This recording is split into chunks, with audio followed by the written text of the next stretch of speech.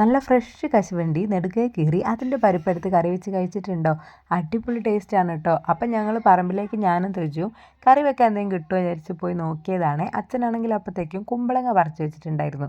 അങ്ങനെ അതും എടുത്ത് തിരിച്ച് വരുന്ന വഴിക്കാണ് കശുവണ്ടി കാണുന്നത്. എന്തായാലും ഇത് കറി വെക്കാമെന്ന് വിചാരിച്ചു കേട്ടോ. സംഭവം ഇത് കുറച്ച് റിസ്ക് പിടിച്ച പരിപാടിയാണ്. കാരണം ഇതിൻ്റെ ആ ഒരു കറ തട്ടിക്കഴിഞ്ഞാൽ നമ്മളെ കൈയൊക്കെ നന്നായിട്ട് പൊള്ളും. എൻ്റെ വീട്ടിൽ ഇഷ്ടംപോലെ കശുവണ്ടി ഉണ്ടായിരുന്നു. അപ്പം മഴക്കാലമാകുമ്പം അച്ഛനും ഞങ്ങളെല്ലാവരും കൂടെ പോയിട്ട് അത് പെറുക്കിക്കൊണ്ട് വരും. അങ്ങനെ അച്ഛനും അച്ഛമ്മയും കൂടെ അത് നെടുകെ കീറിത്തരും. ഞങ്ങളെക്കൊണ്ട് തൊടിക്കുകയില്ല പൊള്ളുന്നതുകൊണ്ട് തന്നെ. കൈൻ്റെ തോലൊക്കെ പൊളിഞ്ഞ് ആകെ നാശമാവും കേട്ടോ.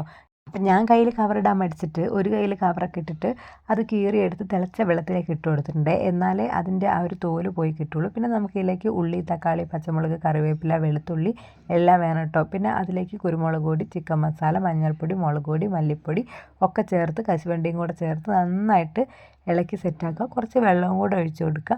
അപ്പോൾ ഇത് വെന്ത് സെറ്റായി വരും. ഞാനിപ്പോൾ വറുത്തരച്ചൊന്നുമല്ല വെക്കുന്നത്. അങ്ങനെ വെക്കണമെങ്കിൽ അങ്ങനെയും വെക്കാം. അപ്പോൾ ഇത് വെന്ത് വരുമ്പോഴുള്ളൊരു മണമുണ്ട് കേട്ടോ. അടിപൊളിയാണ് ആ ചൂട് ചോറിൻ്റെ കൂടെ കഴിക്കുമ്പം. അപ്പോൾ ചെയ്യാത്തവരാണെങ്കിൽ ഇങ്ങനെ ഒന്ന് ട്രൈ ചെയ്ത് നോക്കണേ.